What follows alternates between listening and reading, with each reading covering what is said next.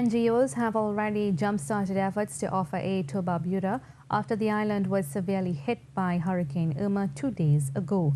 But as Trimagonians display their generosity toward their regional neighbors by giving both cash and kind, citizens are being advised to be wary of elements who may use the situation to pilfer money for personal gain and to instead choose well-known reputable relief bodies. CNews team of reporter Janine Brown and cameraman Rodney David visited two such reputable organizations today. They bring you this report.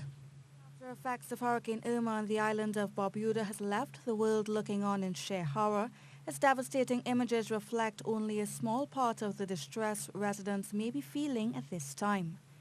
Once field assessment reports are complete, beginning the work to rebuild the community is critical to helping the island return to normalcy. As such, the Habitat for Humanity in Trinidad and Tobago is working alongside the Adventist Disaster Relief Agency, who is on the ground on the island, focusing mainly on its remit of construction. The NGO is going a different route compared to past relief efforts, however, and will not be supplying actual building materials. It will instead offer cash donations. We have learned the hard lessons from Katrina, from Typhoon Haiyan in Southeast Asia, from Haiti as well, that really the best way to help is to get cash donations and disperse it to reliable agencies on the ground for a couple of reasons. One, because the people on the ground in the stricken areas have a much better idea of what they specifically need. Mrs. Hutchinson Wallace says Trinis have been beyond generous in their giving, and naturally persons have dropped off other items such as foodstuff, bedding and clothing, which they will not turn away. She also reminds citizens to think of the not-so-popular items, which she says will make all the difference in the lives of those affected.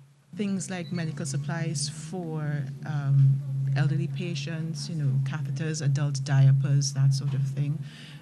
Sanitary supplies for men, women and children.